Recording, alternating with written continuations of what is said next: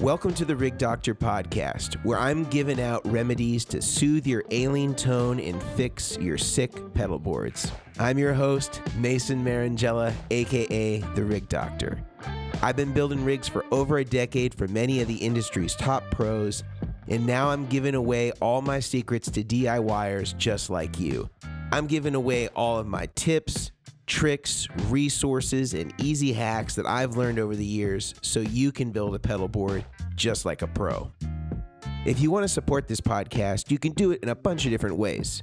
Easiest way is to write us a review on iTunes, or you could follow us on social media, places like Instagram, Facebook, or YouTube.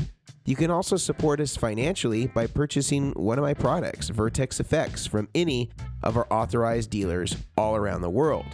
Or you could become a member of our Patreon. We have several Patreon memberships as low as $4.99 a month that give you exclusive access to private live streams, Q&As, exclusive deals and discounts on Vertex products, as well as early access to new product releases.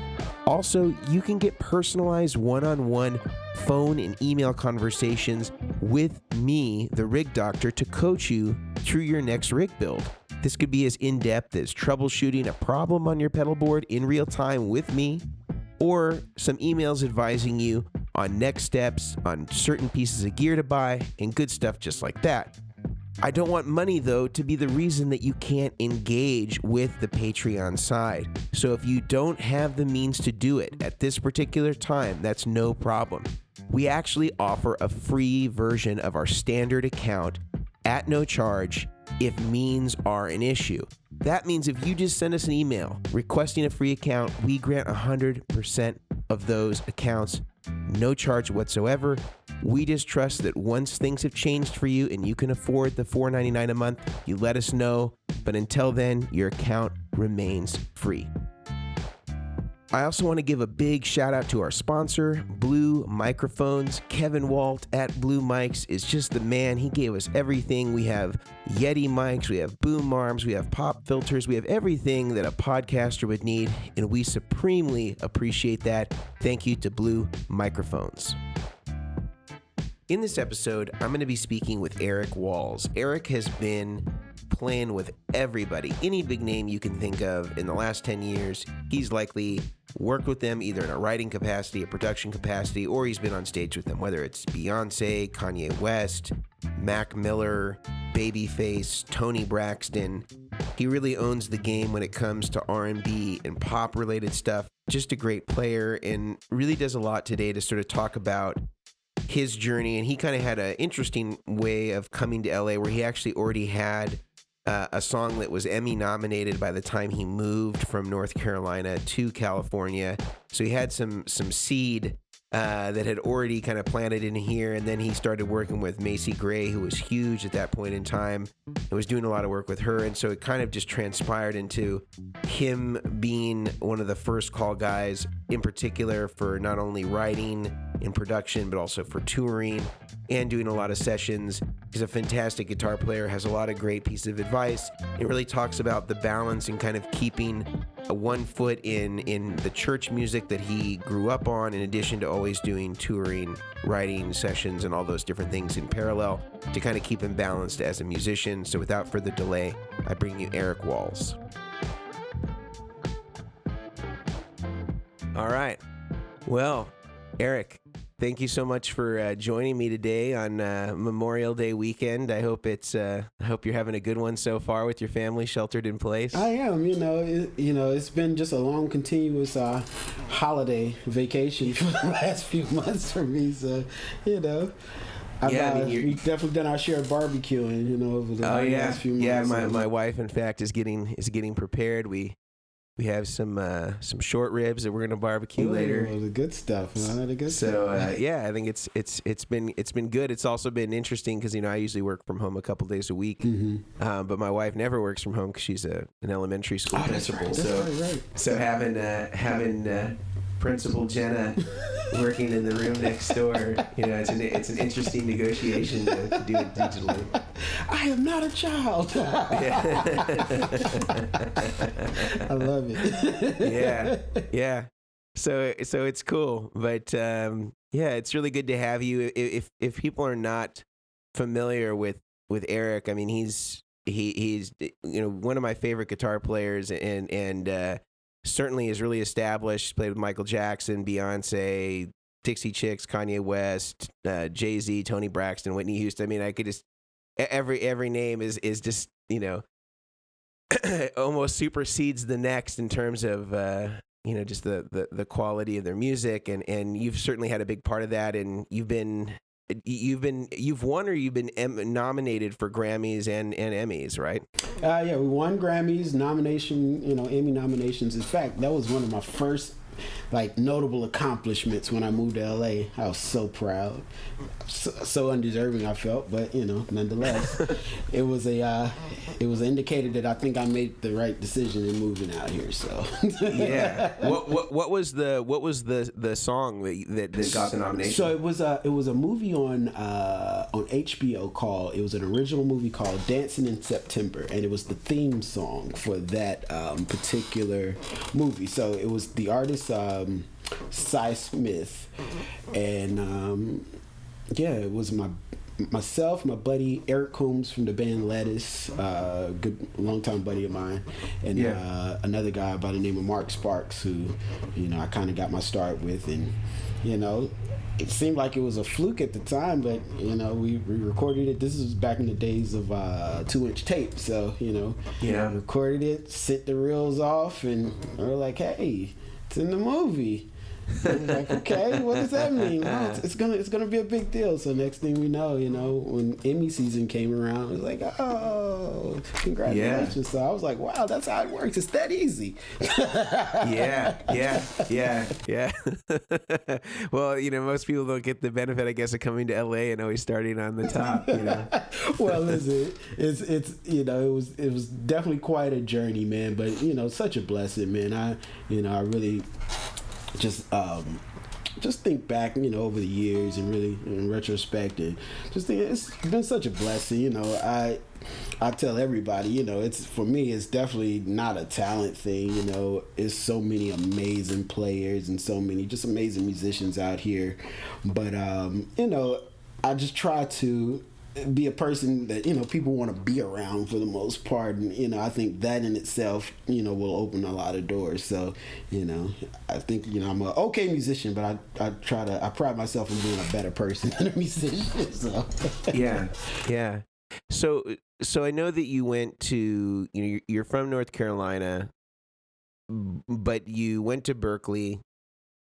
And then did you move directly from going to Berkeley to LA, or was there sort of a transitional period? Not exactly. So I was at Berkeley for about a year and a half, and I had some opportunities. And the funny thing about Berkeley was like I remember growing up hearing the name Berkeley, and then there was this particular CNN expose on Berkeley, and that just sealed the deal. I was like, I've gotta go there, so it was like a dream of mine, but I was already working and stuff before I went, but nonetheless, I knew I still should have gone, and I did. So, I went, met a lot of amazing musicians, pretty much lifelong friends, people I talk to on almost a daily basis. So, getting up there, I was like, oh man, this is great. So, and to be honest with you, I think when you look at a school like that, or any really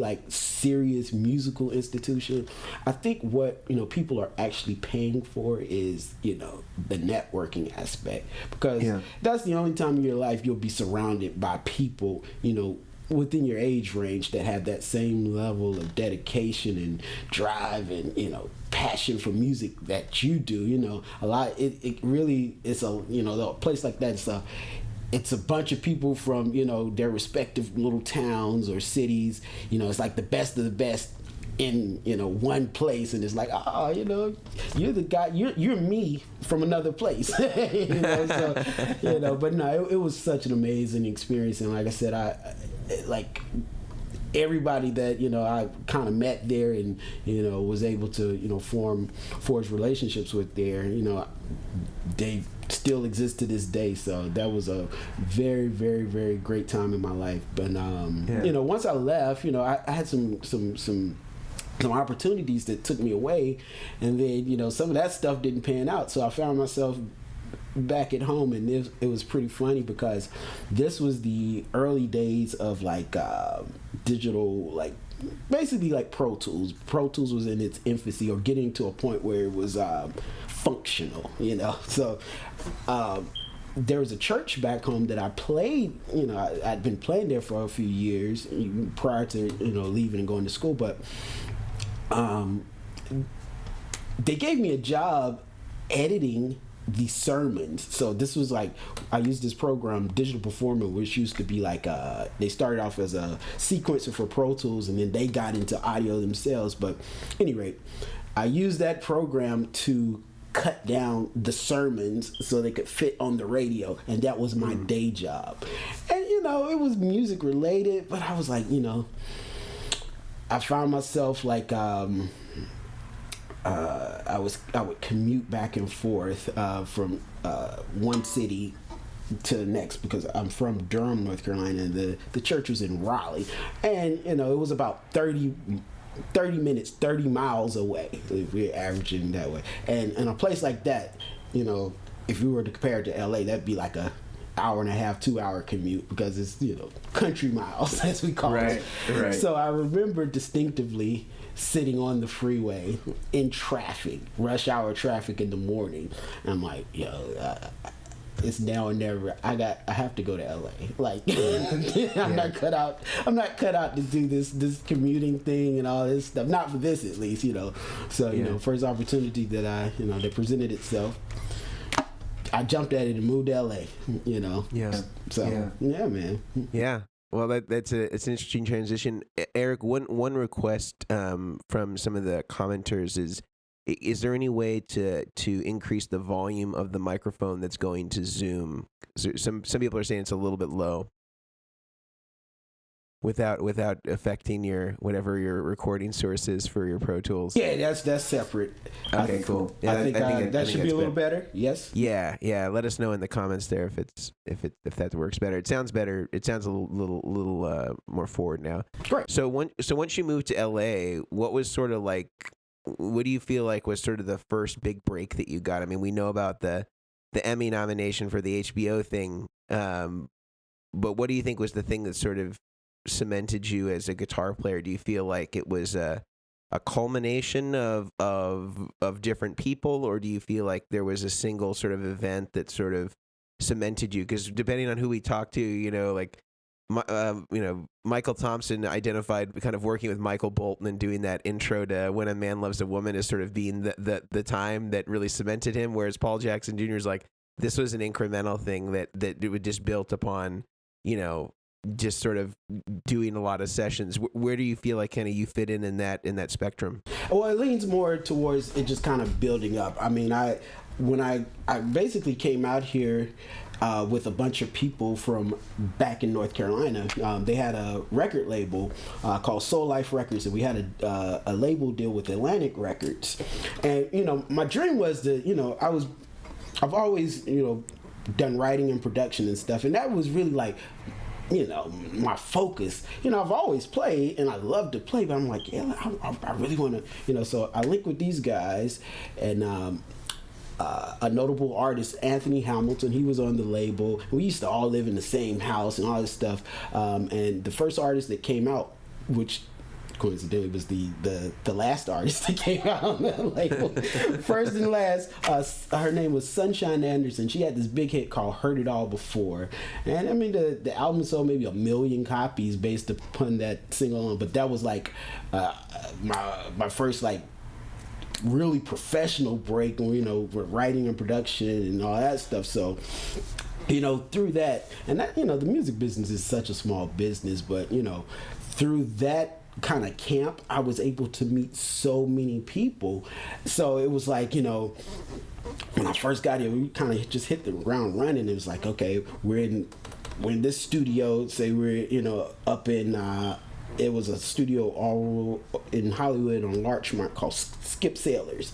Really nice room, and you know, from there I would just, you know, I met like DJ Quick, and you know, we forged a relationship, and I met was guy Devontae Swing from Jodeci. He was, you know, they're from back home, but I didn't know him, so you know, we were able to forge a relationship, and you know, just countless others, you know, just by seemingly like random encounters, like, oh hey, you know, who are you? What are you doing? You know, and at that time we had the first social network in the way of the two-way pagers. So you know, it was you know, share your contacts, and you know, we would stay in touch that way. But you know, so through those guys, I eventually started working with this group called the Johnson Sisters from LA. They were on DreamWorks when they had a record division, and they were managed and signed to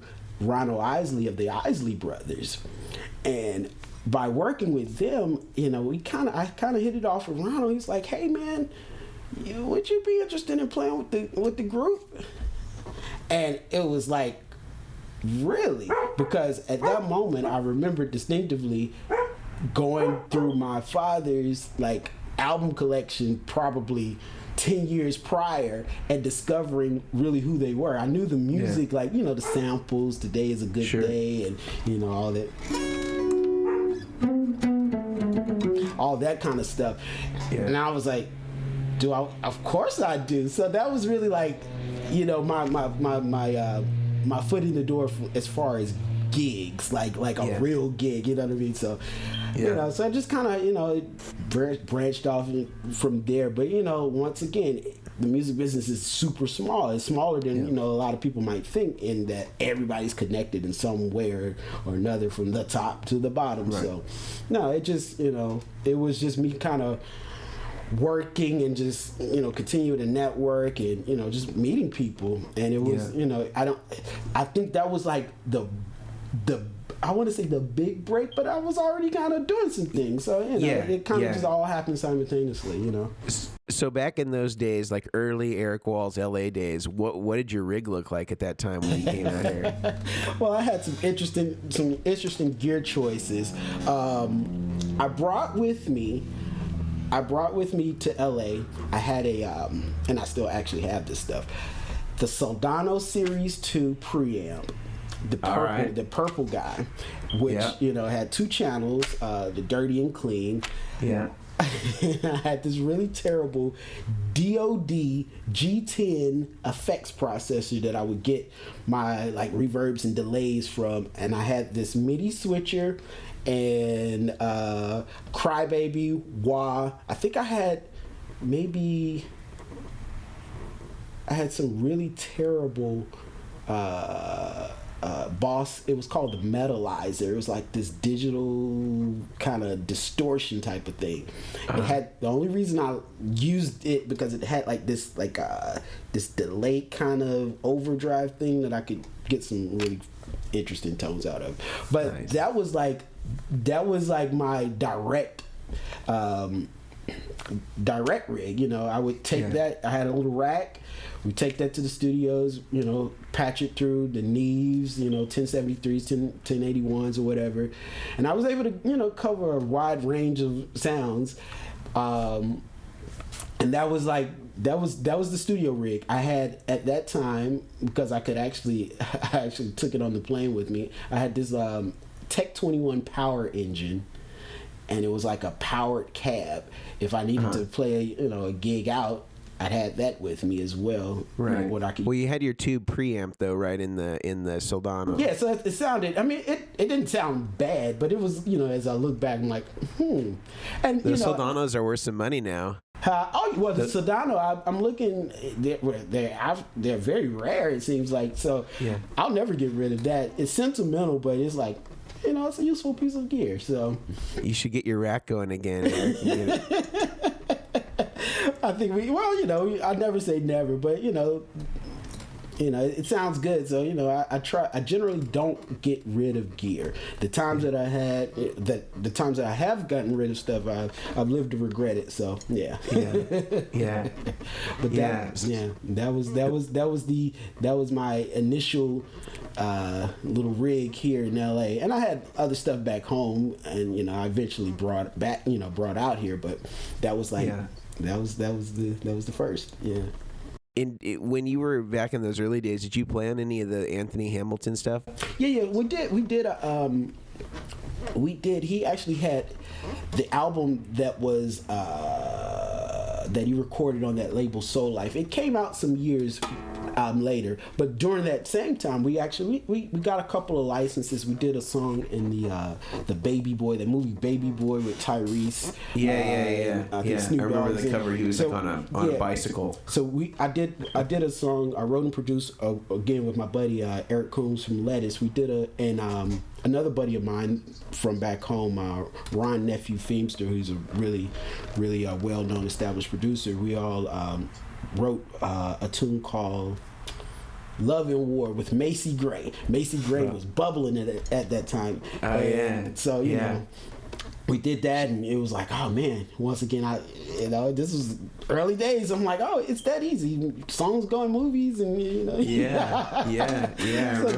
it was really when I really look back, it was such a remarkable time, and such a glorious time to be in LA, because that was kind of the tail end of that era of that music business of the music business as well. So, man, it was quite a journey, back then, man. Yeah, man, Macy Gray had such an iconic voice for the time. It was like so smoky and coincidentally, she can't turn it off. Her singing voice is her speaking voice as well. She actually managed that artist that I was talking about earlier, Sunshine Anderson. So it was like, her managing her gave me an opportunity to not only work with Sunshine, but work with Macy. She would always be around, so it was like I mean, she had a couple of hits there. She was big. She was a hot item. I remember she swept like the MTV Awards one year, and this is that era. So it's like, oh wow, so. Some of those, it's interesting, like some of the, I mean, that's really the way that she talks, but I know that there's like some voices that are more like put on like more of an effect. And it's hard to maintain that, when you see some of the singers that, then they get in their 60s or their 50s, it's sort of like they can't do it. They can't do that anymore because it's such a strain. Well, I think Go ahead. After you, please. No, I was she has that going for her. I think she can sustain that character voice that's actually a real voice. Yeah. Who's somebody who surprised me that they still sound incredible. I mean, he's a great musician, and his voice is iconic. But Michael McDonald, who you've worked with, like he still sounds absolutely. He still sounds really great, and it seems like his voice would he's got so much power. A lot of time usually takes its toll on voices like that. Yeah, he's a powerhouse, man. And I always say, music is an extension. The music is an extension of one, of the person. And Michael, like, the soulfulness that he has in his voice and his, just that crooning, that's like his personality. Just, the times I work with him, he's really that guy. Like, he's like the sweetest guy and just like the warmest guy. And, it comes out and it's, so, it's amazing, and I definitely feel that way about, instrumentalists as well. Like, it's generally when you have silly people that you generally play silly stuff. You clever people play clever stuff. It's kind of that type of thing. But yeah, Michael, he's such an amazing, and stood the test of time. But he sounds just as good today. He's lowered the keys on a couple of tunes, but that's I think play night after night. But no, he's great, man. I get it, man. I mean, it's the same for everybody. Like even with John Mayer, like he doesn't do, and I mean he's not as old obviously as Michael McDonald, but like he doesn't do Change the World really anymore, or not Change the World, Waiting for the World to Change anymore. Wow, because really? it's like it's sort of like he's had some vocal surgeries and it's kind of like at the edge of the range that I get it. I get it. And so there's everybody's got that song, Although I still want to see Michael McDonald doing those peg harmonies for Steely Dan, man. Have you seen really those the making of the classic record making of series where they go in and isolate the multi tracks, and they did one with Steely Dan, and I mean just I have those peg multi tracks. In fact, if you want them. Tight and just everything is right there together. And this is before the days of Pro Tools and pitch correction. So, man, that's it. That's God-given talent. We can't call it anything else. Yeah. No, I mean, and he wasn't even. I mean, he's a great. He's a great pianist, a keyboard player too. But I don't even think he was doing any of that on any of the Steely Dan stuff. I think it was just vocals. Yeah, amazing artist. So after you came to LA, you had some success. Initially, were you doing mostly studio stuff at that time, or were you doing? Yeah, I mean, I did some promo stuff with that artist Sunshine, and I would do if somebody called me to play, I wouldn't turn down stuff, but my focus at that point was really on the studio stuff. But as the quality of live gigs got a little better, I just kind of just fell into that a bit more. Yeah, what was the first kind of big live or kind of big tour that you got? Well, playing with the Isleys, we toured extensively for quite a few years. I mean, I remember we did it's funny, we all remember the SARS pandemic of 2002, I believe. 2000. Yeah. So when that all blew over, it basically shut down tourism to like southern Canada. So when that all blew over, the Rolling Stones put on this concert at some kind of military base or whatever up in Toronto. It was called Toronto Rocks, and we played that concert. To this day, I think it's the largest ticketed event in Canadian history.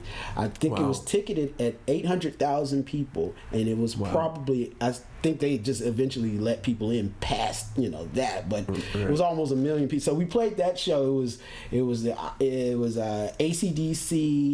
Rolling Stones, of course, AC/DC, Rush, Justin Timberlake, the Flaming Lips, bunch of other artists, and that was like a big moment for me. I still have yet to see a crowd that large, but but we played. The funny thing about that group, and a lot of people don't realize it, a lot of interesting facts actually. They're the only group to have had success in every decade since the 1950s. Still they still tour to this day. And Jimi Hendrix was in the band at one time. In fact, he lived with the brothers out in Teaneck, New Jersey. So Ernie Isley is the only person who can lay claim to being taught guitar by Jimi Hendrix. Wow. Amazing. So but no, we had Elton John play with the band for a stretch there. So a lot of people came up through the ranks, with the Isleys. So we had a great time. From there, I started working at the same time with Toni Braxton, and then she had a really good opportunity.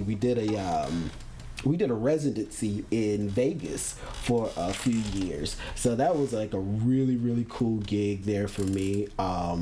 Which casino were you at? We did the Flamingo when they right when they kind of remodeled it and rebranded it. She was the first. She was the first act in that new theater that they built. So it was a great time, and so just. From there, bouncing around, I would always try to just, not shoot myself in the foot, but I had a hard time saying no to, quality gigs. So, if I could do it, I would, try to make a way. So I never I think missed any of those gigs in Vegas. So, and I would be able to do other stuff. I remember going to Europe in between there. So, that was a good time. That was, and I still work with her to this day. So, we've had a lasting relationship. She's a sweetheart. And did you play on any of those albums? 'Cause I know like in the early days it was Michael Thompson, but did you play on any of the albums subsequently? Not any of those era. Some of her newer stuff I've done quite a bit. In fact, her last hit, That's Me, that I've recorded right here, That's Me on there. It was a song called As Long As I Live, and it, but no, none of like those signature, man.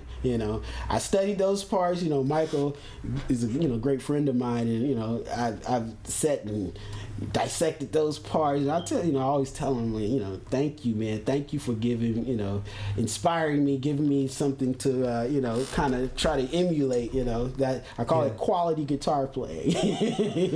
But he and Paul, those guys, they really revolutionized a style of guitar playing. Dan Huff, those guys, and just just so many. But I remember when I was younger, I would always, with vinyl, I would always, read the credits, and the one, like everything I really was like drawn to was like recorded, produced, or whatnot in LA. So I was like, man, it's like some phenomenal talent in LA.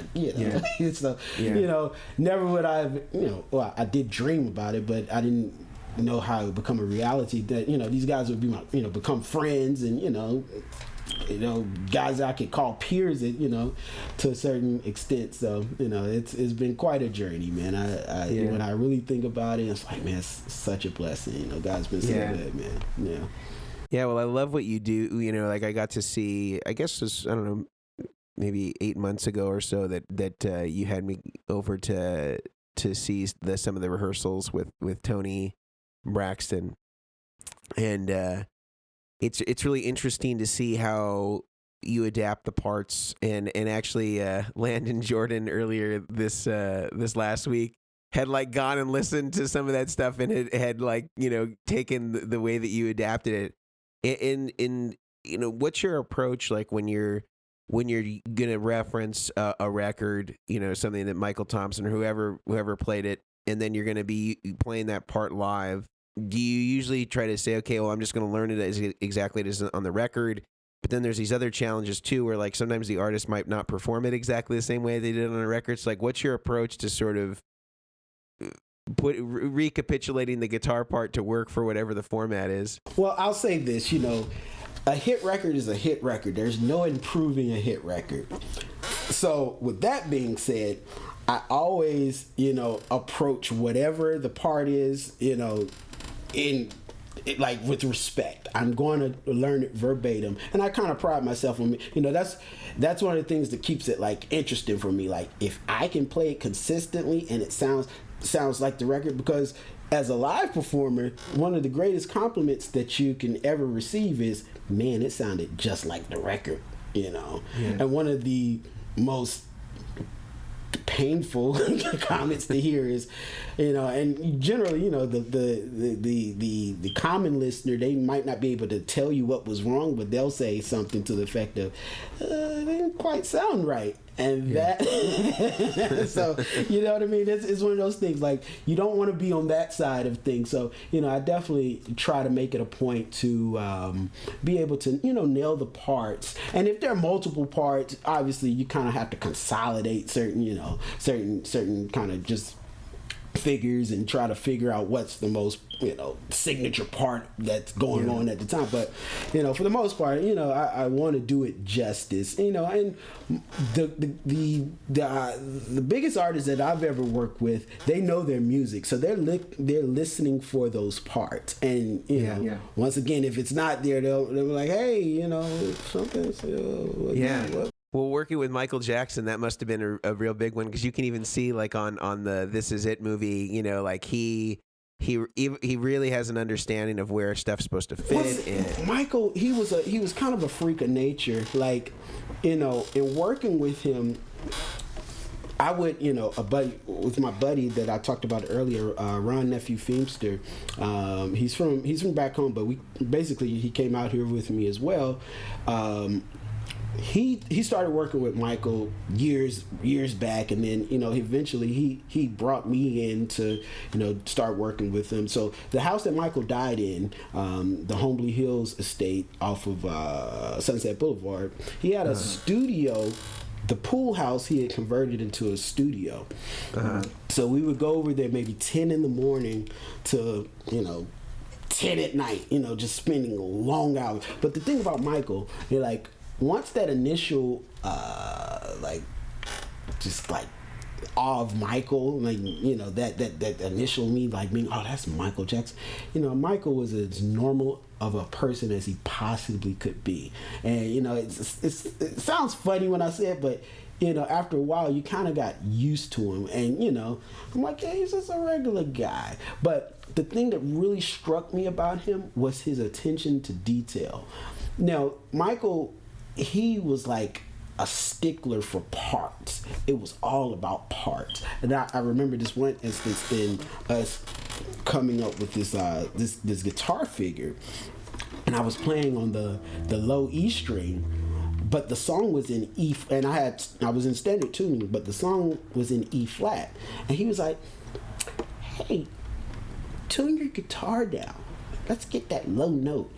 And for somebody, and he didn't play guitar, but for someone to have that understanding, or just, to be thinking in that manner, I was like, wow, this, but he's Michael Jackson, you know what I mean? So but you can hear the difference, even though it's fretted, or the note that's coming out is the same, he could tell the difference. He could tell the difference. He could tell the difference. He was very much in tune. And, I'd never really witnessed anybody of that caliber with that level of dedication to the creative process. It was like, he's like, no, we can do it better. We can do it better. We can, no, that's nice. But what else do we have?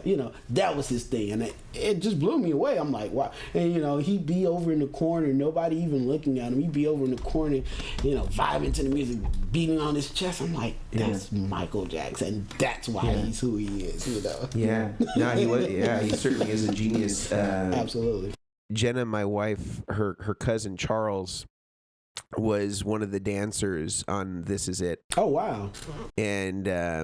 And so he was in the movie and all that stuff, but he was like the same thing, like with the dancers. Like there were some parts where they would be able to interpret, or he would give them, direct feedback. But then there was also sort of like these legacy dance moves that the background dancers would have to perform. Oh, and he was kind of talking about like, he would just talk. I mean, I don't know anything about dance or anything about movement or anything like that for that sort of stuff. But apparently there was just like certain transitions and ways that people do things, and certain ways that you're connecting different parts of the body, and he was very hands-on on all that stuff. And it's incredible, and those parts are great, but some of them are really buried, like those ones that I sent you that were all those Dan Huff tracks on Bad. I like some of those parts I can hardly even distinguish, like when I listen to it whole, it's really buried in there. So what do you do? How do you deal with, I mean, like presumably you didn't have those multi-tracks, and you've done some stuff for Michael Jackson, or you've done some of the tribute stuff as well. How do you go about trying to learn those parts if you can't hardly hear them? Oh, well, we just we kind of, in those instances, we kind of just rely on, in some of the, the shows that we've done, they've had really good transcribers, to actually write the parts. And, that's a talent all in itself, being able to, hear it. And for the most part, it's not like the exact part, but it's pretty dead on in terms of like, voicings and stuff. So, we just try to, with my ear and somebody else's penmanship, we try to kind of nail it, And it was interesting when you shared those with me. I was like, oh man, I've been hearing these parts for years. But once again, it's those things that you don't hear, but they're subtle, but everything in those records everything's there for a purpose, and that's the really amazing. Like, it's more like stuff is more felt than heard, and especially the chorusy guitar with the delays and stuff. It's like that stuff is it's textural. So man. So after you had the Toni Braxton kind of gig, and you still work with her a lot now, what was some of the other ones that you were doing sort of at the same? Why don't you tell us about Beyonce? How did you get that gig? I met that camp a buddy of mine, Omar Edwards, who's Jay-Z's MD, and we've toured together. I played with Mary J. Blige. I toured with Mary J. Blige for quite some time, and that's where I know Omar from. And he actually introduced me to Beyonce's musical director, a guy by the name of Derek Dixie. And Derek just calls me out of the blue one day some years back, and he's like, "Hey man, you don't know me. My name is Derek, and I'm working with Beyonce. And we have some things going on. Just wanted to know if you be interested." And I think it was funny because this was Derek's first big kind of break too. So the next question, he was like, "Hey, do you know some other guys that would be interested?" I was like, "Sure." So it was pretty funny, man. But that's just kind of once again, everybody's connected in one way or another. So so I just started working with her, and it's been some years now, so and you've also co-written some stuff, right? Or you've written some stuff that she's recorded. We did, in fact, her Lemonade album, which won a Grammy. I was on that album. I played on a couple tunes, and then we co-wrote one of the tunes as well. But it was like a pseudo country tune on there called Daddy's Lessons, which it's Beyonce doing like a country thing, so it's not real country, but it was like, it was fun, very novel. But the Dixie Chicks, they actually started covering that tune in their show, and this is a great segue. We ended up doing a performance on the CMAs of that tune, and I was able to meet the Dixie Chicks through that. And I hit it off with Natalie. She lives not too far from me, so I started working with them based upon that. It was like so it's funny how everything is connected to the next thing that's connected to the next thing. You know what I mean? So and one thing that's really interesting that I think that you exemplify in a really great way is that every time I see you, you have the best attitude, and I don't think that you're just doing it for me.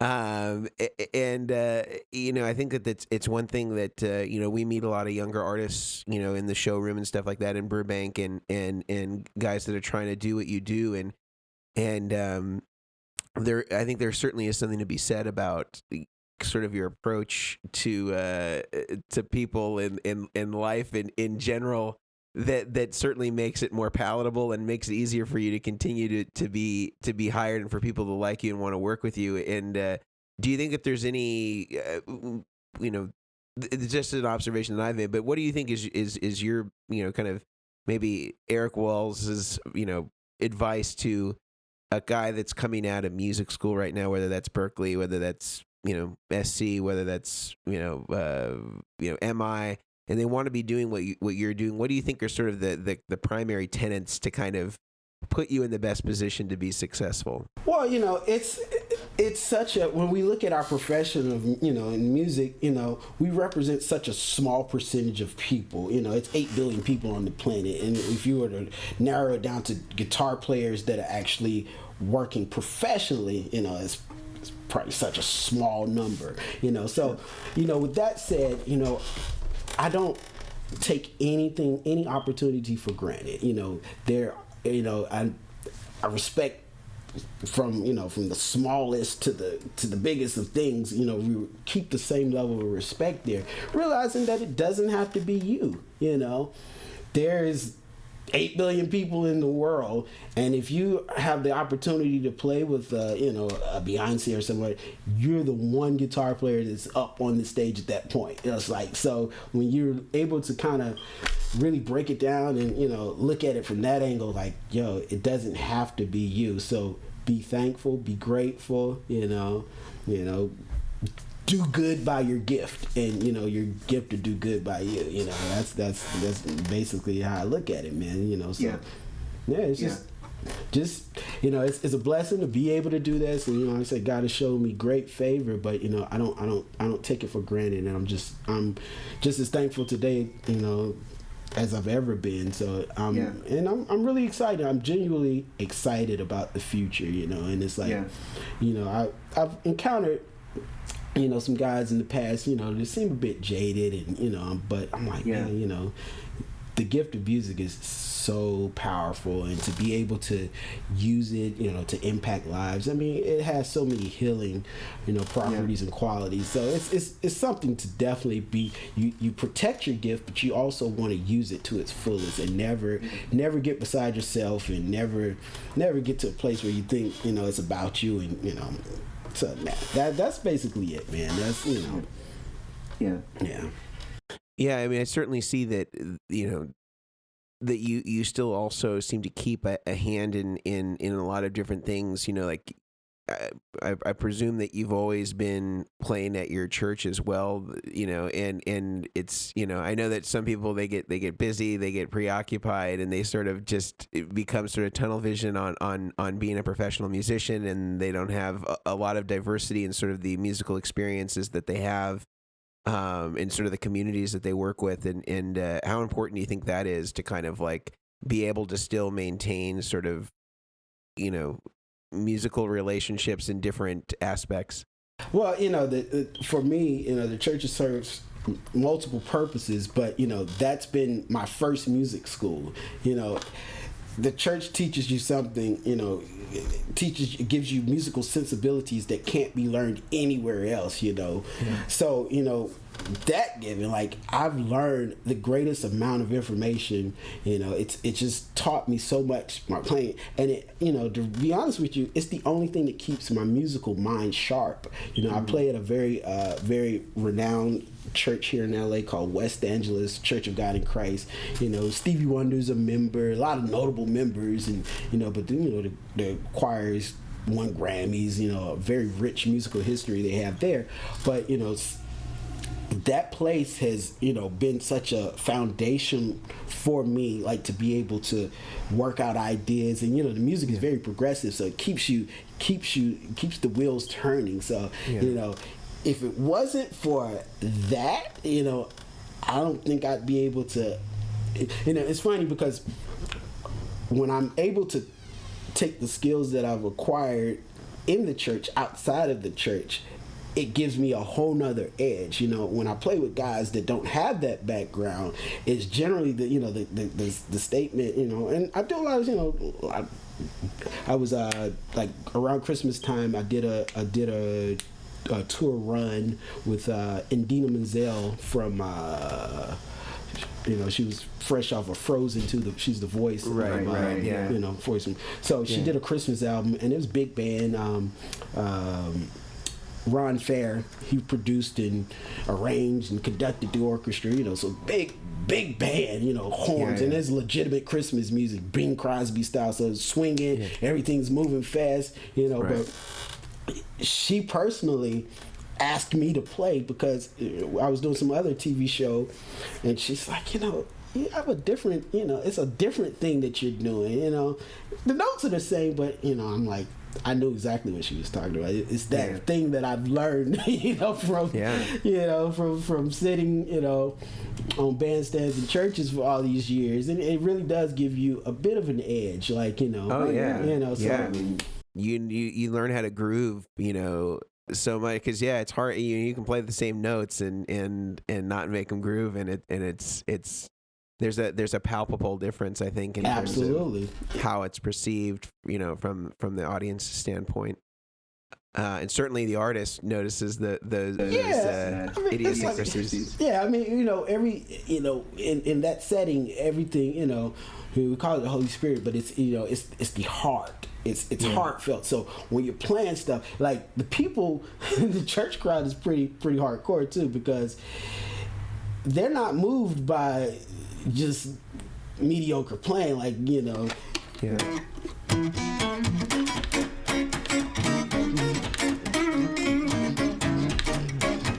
They're not dancing unless you're doing that, you know what I mean? Yeah. You got to give them something that they can feel, So, and that's really what it boils down to. And, I've definitely early on, playing in that setting, and not having it, it's like, I've been told to turn it down, or you're good. We don't.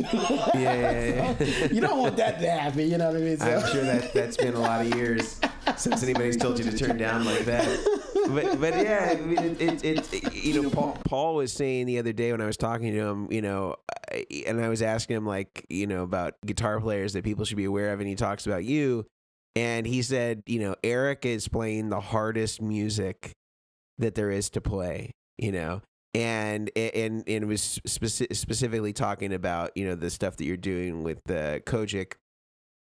And he was like, this is the hardest music to play. A lot of times it's not even notated, and these guys are just like feeling it, and it is really complicated. There are, key modulations and, all these different sort of like hits that you have to understand, and crescendos and all this stuff.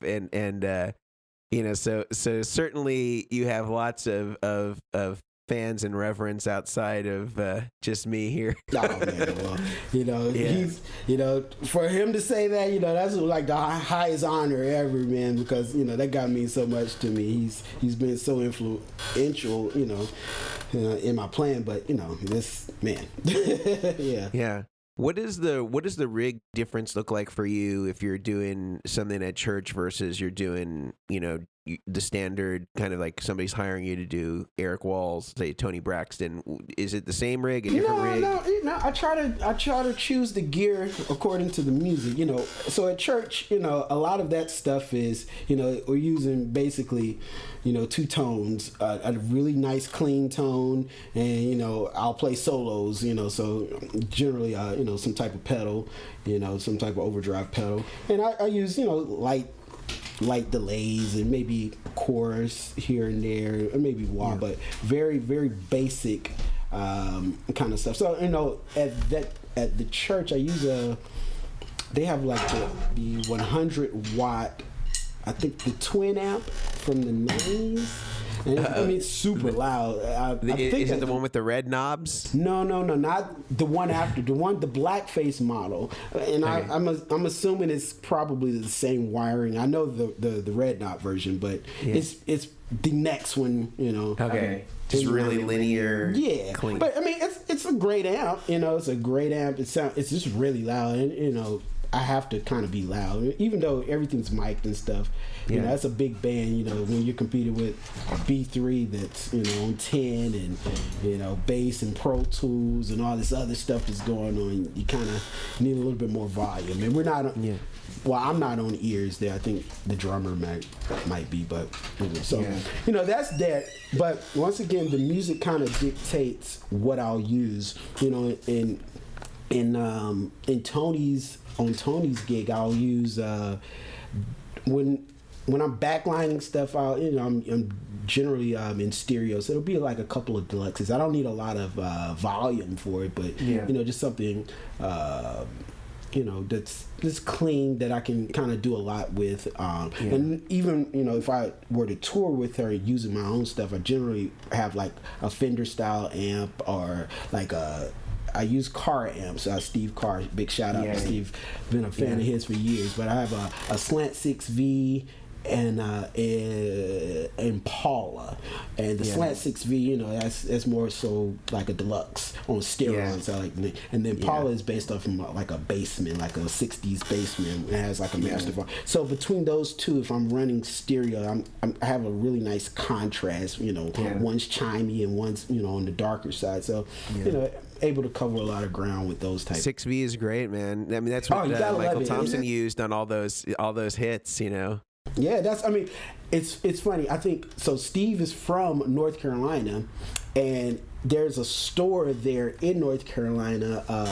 Well, it used to be there. It was called the Music Loft, and this had to be maybe 97 or so, maybe 98. I remember going into this store and seeing the Slant 6V, and it was one of the first production models, you know, that he had built that was, you know, in the marketplace. And the guitar guru there is a guy by the name of Eddie Berman.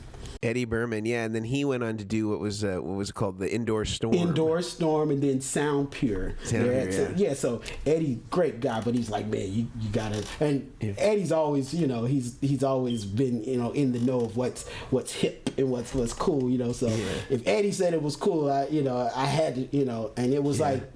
It was literally the best clean tone I ever, you know, heard at that point. And so, you know, I hadn't met Steve at that point. So, you know, fast forward some years later, I bought a Slant 6V because that was the amp. That was like, that's the one I have to have, you know. And then I met Steve at a NAMM show, and then we hit it off. So, you know, we were friends for a long time. But they're fantastic. So, fantastic. So, but you know, that's one style, you know, for R&B kind of. Some pop stuff, and then if I need a little bit more edge, I'll end up using maybe like an AC30, you know, more pop rock type stuff. I'll use like AC30s and stuff, just to, you know, that mid range. If I'm not so much focused on, you know, the tight bottom end, you know, I can get a lot of stuff done with the AC30. But then, you know, depending on who it is, like, you know. Especially, and depending on where we go in the world, you know, I'll use a Kemper, you know, simply because of, you know, just the differences in power. You know, you go to some countries in Europe, you know, the power is dirty, and if you're, you know, doesn't matter how well of a rig you have, you're gonna have some funny stuff going on. So now I use a Kemper just, you know, for the consistency, and I have some great, you know, the Kemper's only as good as the models that you're using in it. So, you know, but that's a great tool, you know, a great tool to use as well. What about you know, everybody knows about your garage guitar? How did that thing come about? Because that's kind of like the one that I always think of you with. Man, such a beautiful instrument. It's funny, when I moved to LA, I think there might have been a store back home called Fat Sound. They carried garage guitars. I remember Stu is the guy there. But it was garage guitars at that time, or me being younger. It was nothing that I batted an eye at. It was like, it just looked like a Strat clone, and I could care less. I had a nice Fender, like, at the time, and, you know, I was like, I don't really, you know. But when I moved to LA, I started seeing garages everywhere. A lot of the guys, like the cats, they had garages. I'm like, that's that generic looking guitar that I mean. So I never forget, I went into a store in West LA, which was West LA Music, and they had a selection of garages there, and I picked it up, and I'm like, this neck is phenomenal. Like, and then the more I learned about, you know, Don's history, you know, from Valley Arts, you know, Don worked at Valley Arts for years, and that's where he got to start. It started out, I'm like, this is not the super modern Strat, and this is not the super retro Strat. It's right in between, and that's exactly what I needed. So you know, that was like, you know, I found the one that I think the one I have is maybe it's a 98 or so. Yeah, and you know, it's like natural relic. Yeah, you know, natural. Yeah, that thing is, it's been around the world and back, and you know, I've definitely, it's definitely seen its share of action, but what a beautiful guitar. I mean, he Don does great work, and he's a friend of mine. I think he's out in Colorado now, and I talk to him every once in a while. But he does some amazing work. They're great instruments. When I was talking to Michael Thompson the other day, he said that one that he had that he used on all the he used a Grosh as the Strat on a lot of the stuff, especially the live stuff. He had the other performance. The performance guitar, the one that looks like just looks like a really straight up 50s Strat. But I think also on I don't know if you remember that live Babyface album in New York in maybe 96 or 97 has that Grosh on. He said he sold that guitar. Yeah, he told me. He said he or he traded it or something. He paid for his website. He gave the guy the guitar for his website. And I laughed. I was like, wow, Michael. But hey, Yeah. Well, Michael is he's a generous guy, and I mean I'm just surprised. I mean that he would give that. Well, someone like him, he can make any guitar sound great. But although those are special guitars, he has his way with. I've seen him pick up a wide, very selection of different types of guitars, and it still sound like Michael Thompson. So of course, there's that part. The other thing I wanted to ask you about that some people have mentioned in the comments here is about how you develop sort of your hybrid picking style, and that you're one of the few guys that uses thumb pick. Yeah, I mean it's really funny, and I mean it's actually kind of a silly answer to it. My very first guitar was an acoustic guitar, so me learning on acoustic guitar. I used to always drop my flat pick into the sound hole of the acoustic guitar. So where I'm from, there's quite it's a sizable, little bluegrass scene. We have this bluegrass festival that goes on there, and I mean, you talk about like really serious picking and stuff.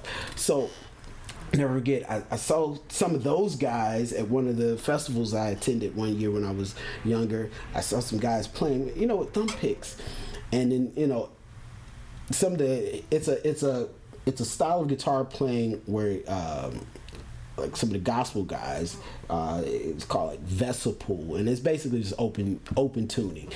And there's another guy that played in that style that used a thumb pick, and just the light went off. And I remember I was out with my dad at a music store, and they had a display of, I was like, I want to get some of those picks, and I just kind of fell into it. I don't use the correct, some of those guys, they're using, multiple fingers. And my thing is more so just pointer and thumb, for the most part. Although when I'm playing acoustic or like some type of intricate part, I can incorporate other fingers. But, right. It's just kind of one of those things. And I've been doing it so long, it's just, it's kind of second nature. But it's really unique because it allows, the thumb pick is a little darker in tone for these style thumb picks. These are Dunlop large, but they're a little darker in tone than, say like your regular medium Fender flat pick. So that contrast with my finger gives a nice, it's a nice balance, and the dynamics that you're able to, kind of achieve in your playing by using the two, it's pretty, it's pretty cool. So, a lot of my single line stuff is, it's a hybrid of, downstrokes with the thumb pick and then upstrokes with the pointer. So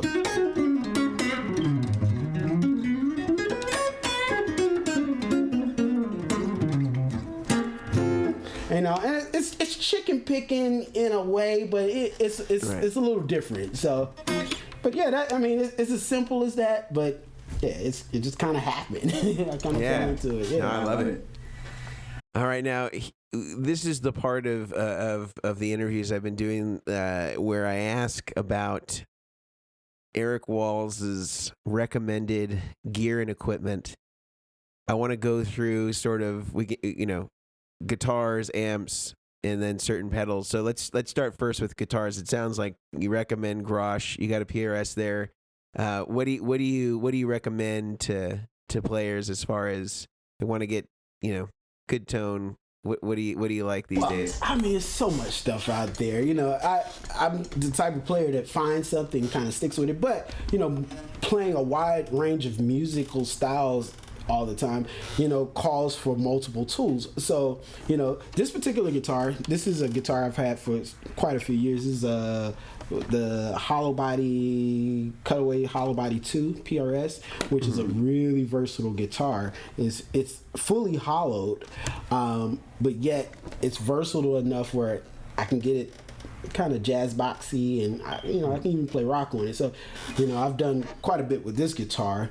But of course, the Grosh, having a single coil guitar with a humbucker in the bridge, I think is a really good move. The Grosh, the setup, and I have it on multiple. I have a couple of Fenders with the exact same, but these are on the Grosh. It's Lindy Freleng Blue Specials, and I'm not sure what the humbuckers are, but they're all the same.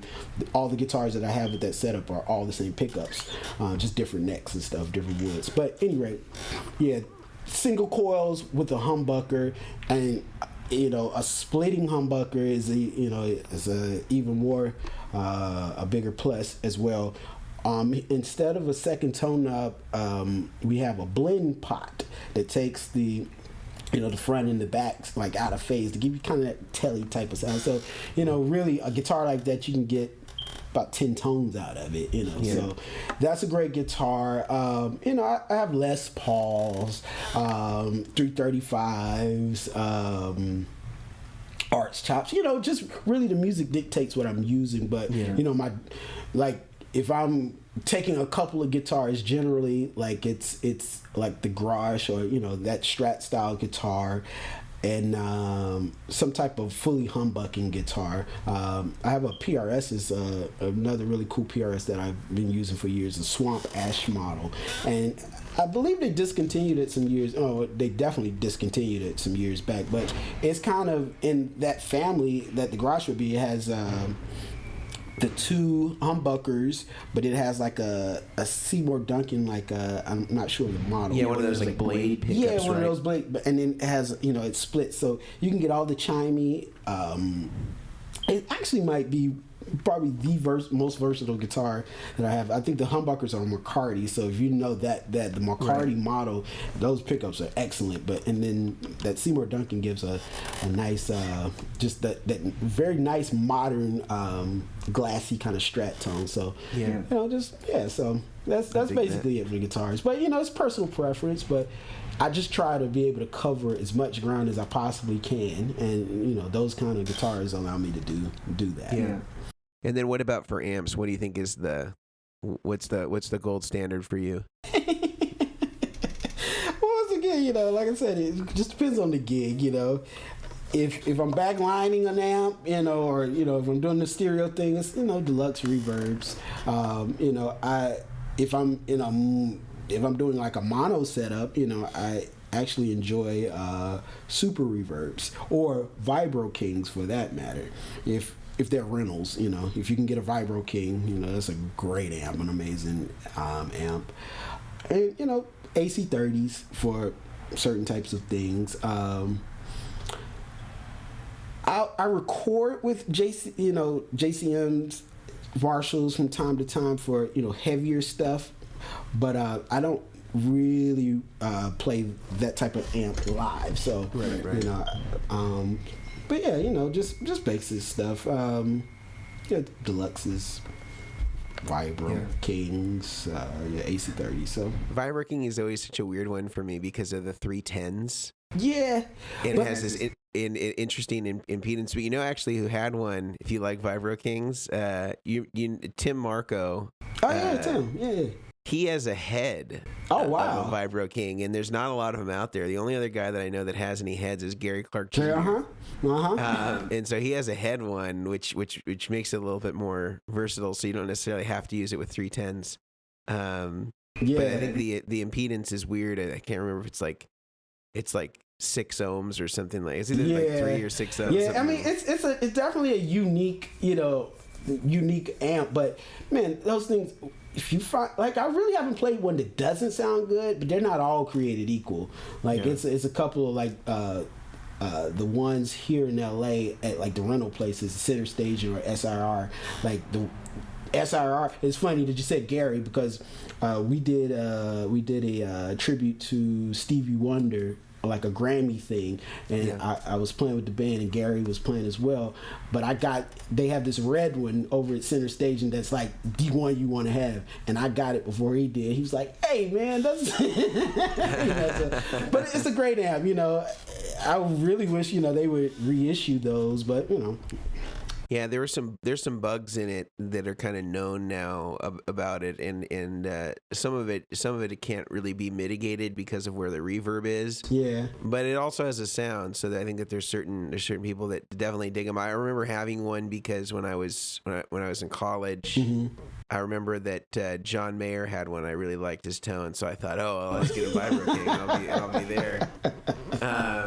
And so I found one on Craigslist that was, I don't know, less expensive. But I ended up selling it, at some point. But Mason. I didn't at that point. I didn't employ the Walls methodology of keeping all the gear you bought. What about in terms of pedals? And I want to kind of go by category. Do you have like a compressor pedal that you think is the one?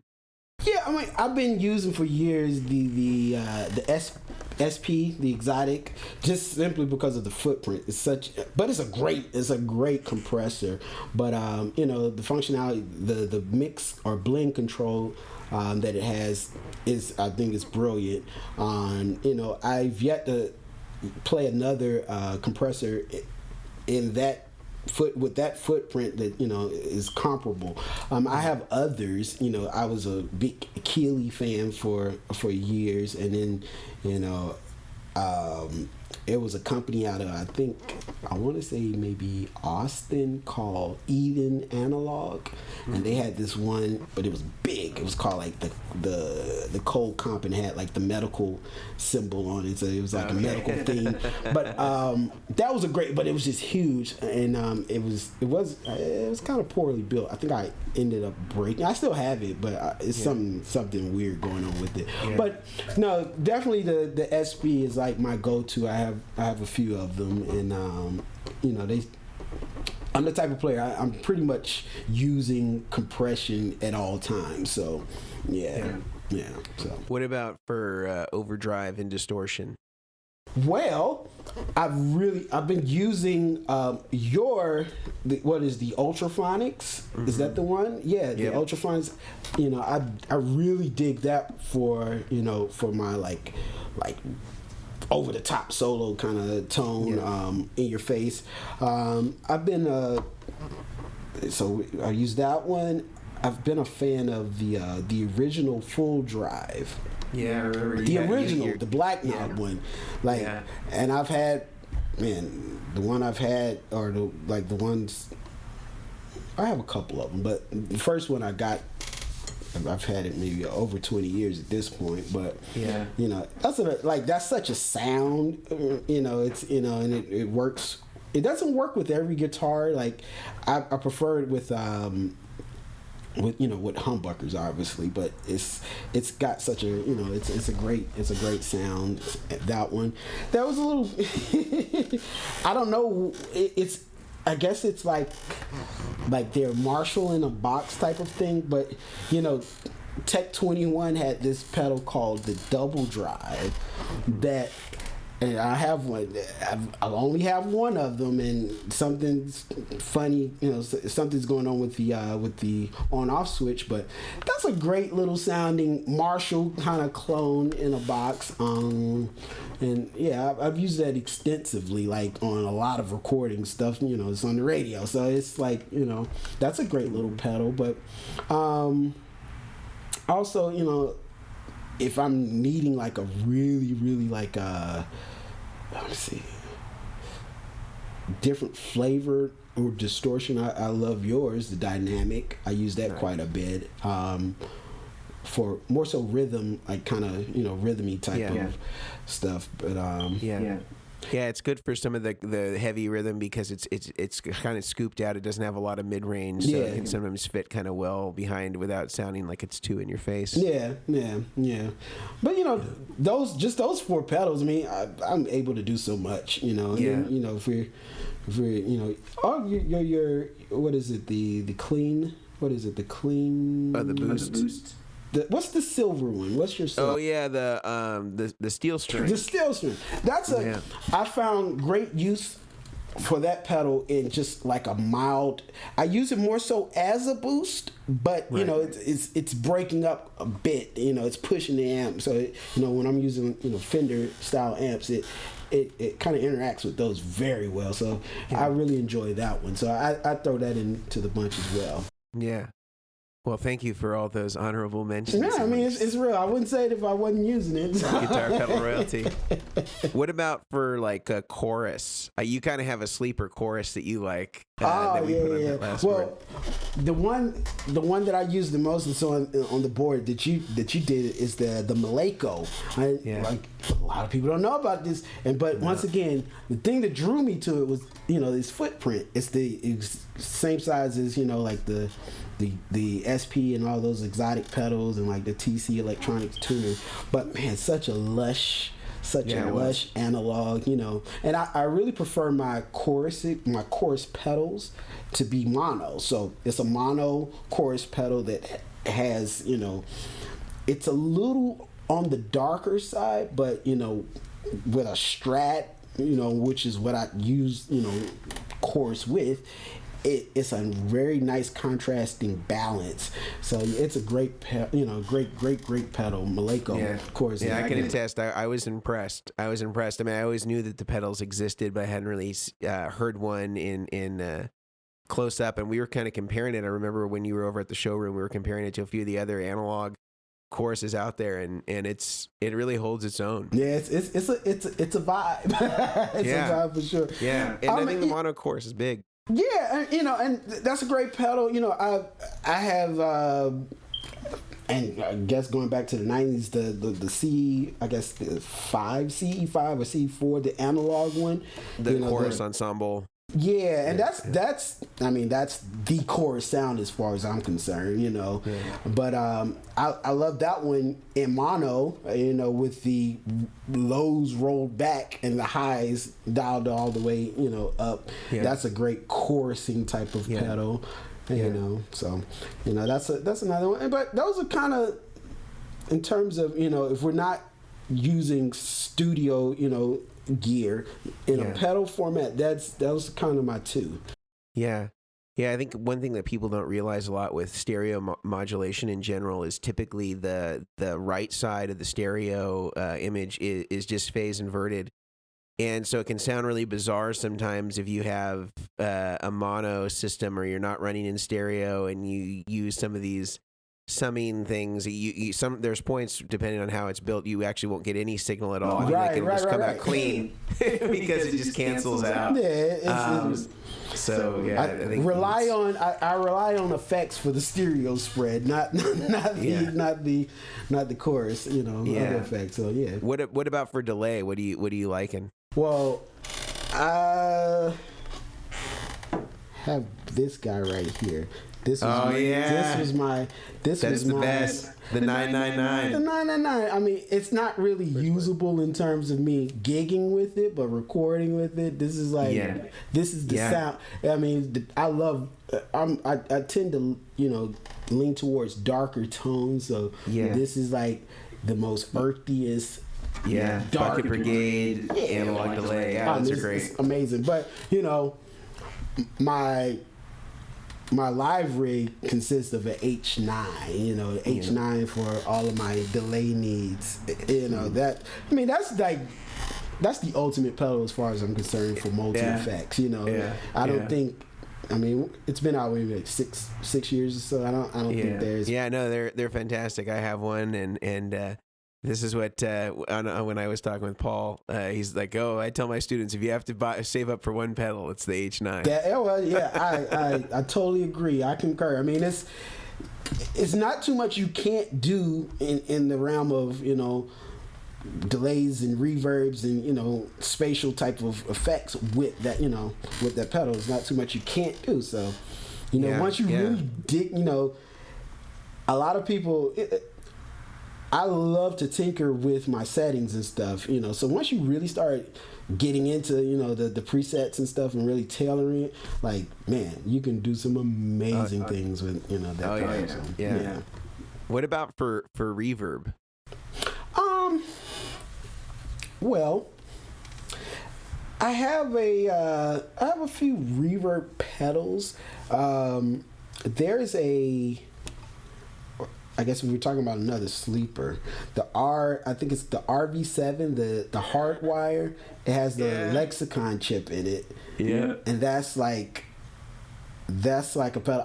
I mean, I've had it since it came out, and it's been out well over 10 years. Yeah. So that's a great. It's funny. I got it simply because, you know, I'm not a brand whore, but I saw the Lexicon. I saw Lexicon written on it. And I said, you know, for however much it costs, I'm like, I'm not losing out. It doesn't matter, even if, you know. So, but no, that's a great one for, you know, it has a lot of useful tone. It even has this like ambient modulated reverb setting, or, you know, in it that is. In stereo, it's to die for. So, you know, if you like that one, Eric, you have to try the Polera as well, which was Digitech. I don't know if you've tried that one. I haven't tried. I'm aware of it, but it looks hideous. But it is also a Lexicon. It doesn't have the Lexicon logo on it like the RV7 did. Okay. Because at that time, I don't believe that Harman owned Lexicon, or maybe they just started owning Lexicon. But the Polera has a very similar sort of profile in terms of the sound, but it all has those Lexicon models, and really kind of has, I think it's the closest that you can get to the PCM series Lexicons in a pedal format. So definitely check them out, because right now they're discontinued. But I found one new on Amazon for like $109. Okay, I definitely have to. I have to go seek that one out. That one's a sleeper for sure. All right. Yeah. All right. Well. Yeah.